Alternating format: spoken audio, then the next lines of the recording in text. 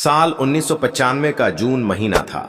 लखनऊ की हवा में गर्मी भी थी और राजनीति का पारा भी चढ़ा हुआ था। बहुजन समाज पार्टी और समाजवादी पार्टी का गठबंधन टूटा ही था और सत्ता की कुर्सी पर कौन बैठेगा, यह सवाल हर गली, हर बैठक और हर नेता के दिमाग में घूम रहा था। मायावती उस वक्त अपने कुछ चुनिंदा विधायकों के साथ स्टेट गेस्ट हाउस में थीं, जहां वे भारतीय जनता पार्टी के नेताओं से मुलाकात कर रही थीं ताकि नई सरकार बनाने की संभावनाओं पर बात हो सके। लेकिन बाहर एक अलग ही खामोश तूफान पल रहा था। सुबह से ही चारों तरफ अफवाहें थीं कि आज कोई बड़ा राजनीतिक धमाका होगा, लेकिन किसी ने नहीं सोचा था कि यह धमाका इतना व्यक्तिगत, इतना खतरनाक और इतना अपमानजनक साबित होगा। दोपहर होते होते गेस्ट हाउस के बाहर नारेबाजी शुरू हो गई। पहले आवाजें धीमी थीं, लेकिन धीरे धीरे वो गुस्से की दहाड़ में बदल गईं। मुलायम सिंह जिंदाबाद, मायावती मुर्दाबाद के नारों के साथ भीड़ ने गेट को घेर लिया। हाथों में लाठियां, डंडे और आंखों में हिंसा की आग। भीड़ अब किसी को भी कुचलने को तैयार थी। उस वक्त मायावती ने हल्की पीली रंग की साड़ी पहनी थी, जिस पर नीले बॉर्डर की कढ़ाई थी। उनकी पहचान का एक हिस्सा जो मंचों पर उनके आत्मविश्वास के साथ लहराता था। लेकिन उस दिन यह साड़ी उनके लिए डर, असुरक्षा और उस पल का प्रतीक बनने वाली थी जिसे वे जिंदगी भर भूल नहीं सकीं। भीड़ गेट तोड़कर अंदर घुसी। सीढ़ियों पर कदमों की धमक तेज होती गई और फिर दरवाजों पर पड़ते लाठियों के वार ने माहौल को पूरी तरह दहला दिया। अंदर मौजूद नेताओं के चेहरों पर चिंता की लकीरें गहरी हो चुकी थीं। कुछ लोग दरवाजे के पीछे खड़े हो गए, लेकिन उग्र भीड़ किसी भी हद तक जाने को तैयार थी। मायावती के कमरे का दरवाजा भी तोड़ने की कोशिश हुई। गालियां, धमकियां और अपमानजनक शब्द, सब कुछ उस पल में एक साथ हो रहा था। यह सिर्फ सत्ता की लड़ाई नहीं थी, यह एक महिला नेता की गरिमा, उसकी सुरक्षा और उसके आत्मसम्मान पर सीधा हमला था। बीजेपी नेता ब्रजेश पाठक किसी तरह मायावती के कमरे तक पहुंचे और दरवाजा बंद करवाया, लेकिन बाहर का शोर और गुस्सा थमने का नाम नहीं ले रहा था। मायावती को साफ महसूस हो रहा था कि यह भीड़ सिर्फ उनकी राजनीति खत्म करने नहीं आई, बल्कि उनकी इज्जत तक को रौंदने का इरादा रखती है। उस क्षण उन्होंने मन ही मन ठान लिया कि अब वे खुद को कभी उस रूप में पेश नहीं करेंगी जो किसी को भी उनकी व्यक्तिगत गरिमा को चुनौती देने का मौका दे सके। उस रात, उस डर और उस अपमान ने उनके भीतर एक स्थायी बदलाव ला दिया। साड़ी, जो उनकी पहचान का हिस्सा थी, वह अब उनके लिए उस हमले की याद बन चुकी थी और उन्होंने तय कर लिया कि अब वे हमेशा सूट कुर्ता पहनेंगी। एक मजबूत, सख्त और दूर से ही दृढ़ दिखने वाली नेता का रूप, ताकि कोई भी उन्हें कमजोर न समझ सके। मायावती से जुड़ी जानकारी के लिए चैनल को सब्सक्राइब कर ले। एक बटन दबाने से आपका कुछ कम नहीं होगा, बल्कि इससे मुझे थोड़ा मोटिवेशन मिल जाता है कि लोग इस चैनल से जुड़ रहे हैं और मैं मायावती से जुड़ी जानकारी ज्यादा लोगों तक पहुंचा सकूं। तो अपनी बात यही खत्म करते हैं। वाइड पर आते हैं। गेस्ट हाउस की वो दोपहर जैसे जैसे ढल रही थी, मायावती के लिए मिनट भी घंटों जैसे लग रहे थे। बाहर भीड़ अब और उग्र हो चुकी थी। खिड़कियों से झांकते साए, गुस्से में चिल्लाती आवाजें, दरवाजे पर पड़ते डंडों की ठक ठक, ये सब उनके दिल की धड़कनों के साथ एक तालमेल बना चुके थे। अंदर मौजूद कुछ लोग लगातार फोन मिलाने की कोशिश कर रहे थे, लेकिन मोबाइल का जमाना नहीं था। लैंडलाइन बार बार डेड हो रही थी। पुलिस कहां है? सुरक्षा बल क्यों नहीं पहुंचे? इन सवालों का जवाब किसी के पास नहीं था। मायावती कुर्सी पर सीधी बैठी थीं, लेकिन उनके चेहरे पर तनाव साफ झलक रहा था। यह पहली बार था जब उन्होंने राजनीति की असली कीमत इतनी नजदीक से महसूस की थी, और वो भी अपनी जान और इज्जत की बाजी लगाकर। अचानक एक जोरदार धमाके की आवाज आई। सीढ़ियों के पास रखा एक दरवाजा टूट चुका था। कुछ लोग अंदर घुस आए। गालियों और धमकियों की बरसात के बीच मायावती को घेरने की कोशिश हुई। उनके साथ मौजूद लोग बीच में दीवार की तरह खड़े हो गए, लेकिन भीड़ की नीयत किसी बहस से बदलने वाली नहीं थी।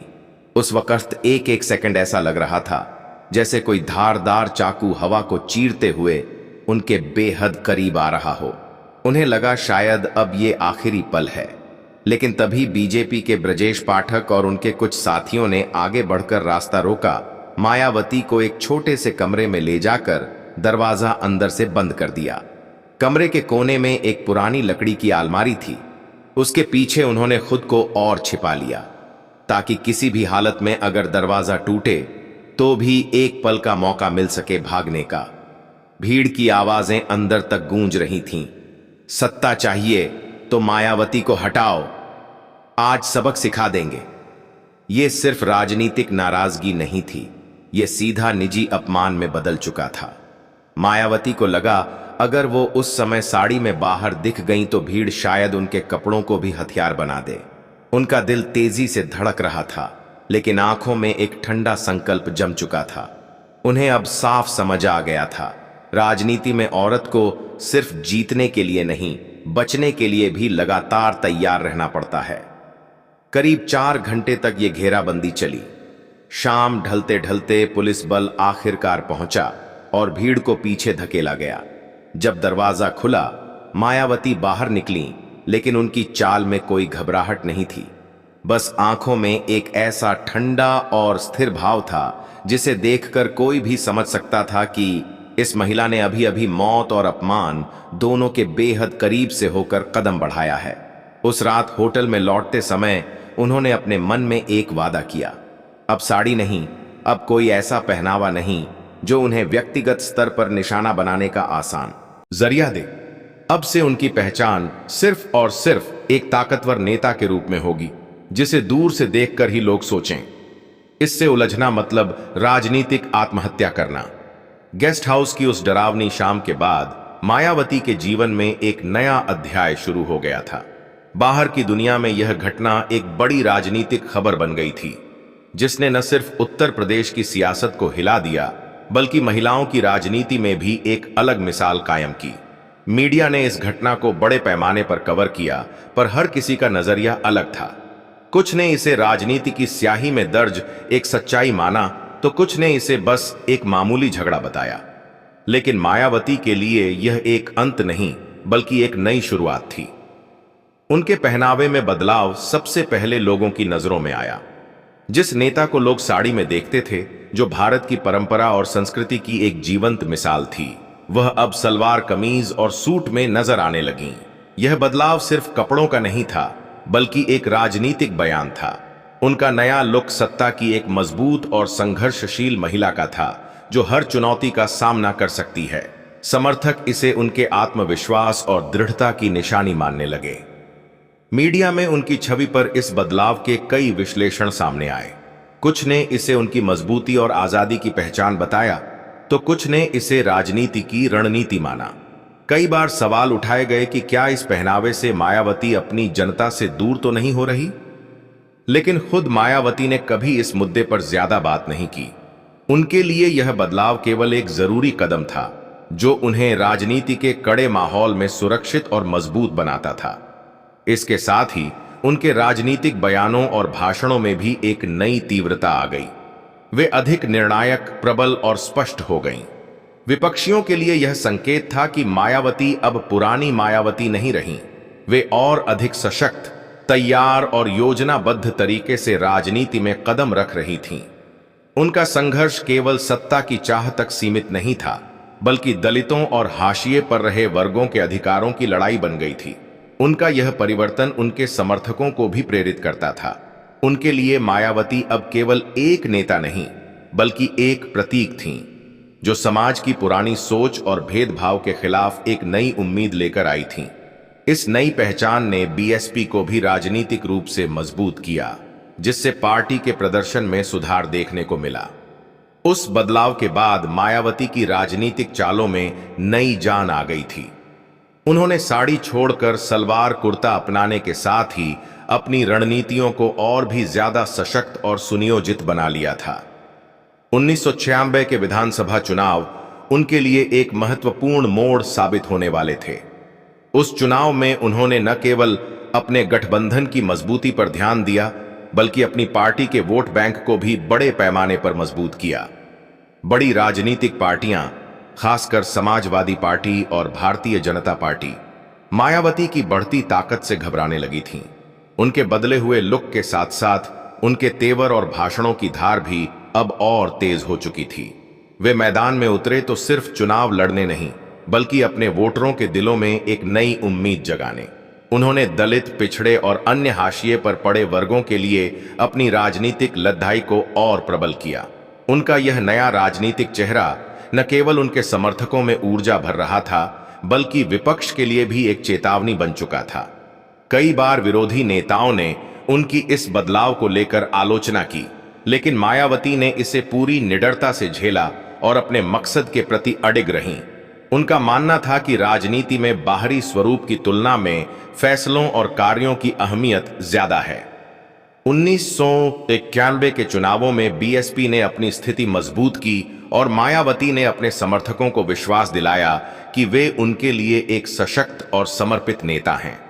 उस चुनाव में उनकी पार्टी ने दलितों के बीच अपना दबदबा बनाया और उत्तर प्रदेश की राजनीति में अपनी जगह और मजबूत की। यह बदलाव न केवल चुनावी रणनीति का परिणाम था, बल्कि उस काले दिन की याद में आई दृढ़ता और आत्मविश्वास का नतीजा था। मायावती का पहनावा अब उनकी ताकत का प्रतीक था।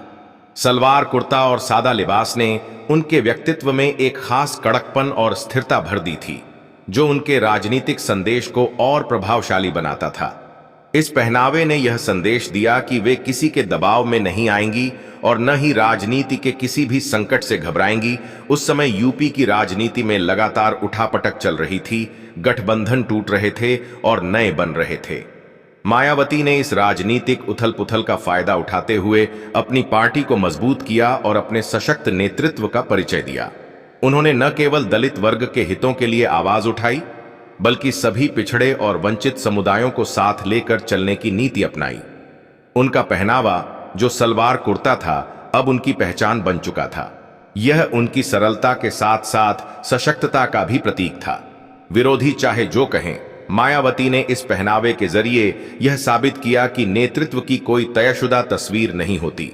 उन्होंने अपने फैसलों और अपनी शैली से यह संदेश दिया कि वे किसी भी तरह के सामाजिक या राजनीतिक दबाव में नहीं आएंगी। 2002 और 2007 के चुनावों में मायावती और उनकी पार्टी ने शानदार प्रदर्शन किया। उन्होंने उत्तर प्रदेश की सत्ता पर फिर से कब्जा जमाया और कई बार मुख्यमंत्री की कुर्सी भी संभाली। उनकी राजनीतिक रणनीतियों में निपुणता और उनके नेतृत्व की दृढ़ता ने उन्हें एक मजबूत और प्रभावशाली नेता बना दिया। इस दौरान मीडिया और जनता दोनों ने उनके बदलाव को स्वीकार किया। सलवार कुर्ता में उनकी छवि एक कार्यकर्ता और संघर्षशील नेता की बनी, जिसने हर मुश्किल का सामना किया और अपने समुदाय के लिए लड़ाई लड़ी। उनके इस बदलाव ने उन्हें महिलाओं के लिए भी एक प्रेरणा बना दिया, जो राजनीति में आने और अपनी अलग पहचान बनाने की हिम्मत रखती हैं। मायावती की कहानी सिर्फ एक नेता की कहानी नहीं, बल्कि संघर्ष, बदलाव और जीत की कहानी है। उस रात की घटना ने उन्हें जो अपमान दिया, उसने उन्हें तोड़ने के बजाय और भी मजबूत बनाया और उनके इस बदलाव ने यूपी की राजनीति में एक नया अध्याय लिखा। हाथी की गर्जना से यूपी की राजनीति हिल चुकी है। उस काली रात के बाद मायावती ने सिर्फ पहनावा बदला ही नहीं, अपनी राजनीति की रणनीति, अपना आत्मविश्वास और अपने संघर्ष का स्तर भी नई ऊंचाइयों तक पहुंचाया। उनकी सलवार कुर्ता वाली छवि आज भी उनके समर्थकों के दिलों में एक सशक्त और अटल नेता की मिसाल है। आज मायावती उत्तर प्रदेश की राजनीति की एक अहम हस्ती हैं, जिन्होंने दलितों और पिछड़ों के अधिकारों के लिए निरंतर आवाज उठाई है। उनका राजनीतिक सफर संघर्षों से भरा रहा, लेकिन हर बार उन्होंने कठिनाइयों को मात दी। उनका पहनावा एक प्रतीक बन गया है, संघर्ष और अस्मिता का।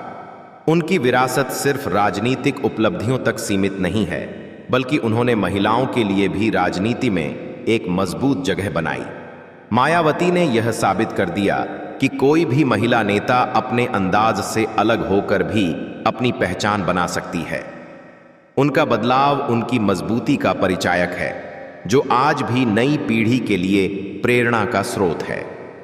इस कहानी से हमें यह सीख मिलती है कि असली नेतृत्व केवल पद और शक्ति से नहीं, बल्कि हिम्मत, आत्मसम्मान और अपनी पहचान बनाए रखने से बनता है। मायावती ने जो बदलाव किया वह केवल पहनावे का नहीं, बल्कि सोच और स्वाभिमान का था। और यही वजह है कि यूपी की राजनीति में उनका नाम हमेशा हाथी की गर्जना की तरह गूंजता रहेगा।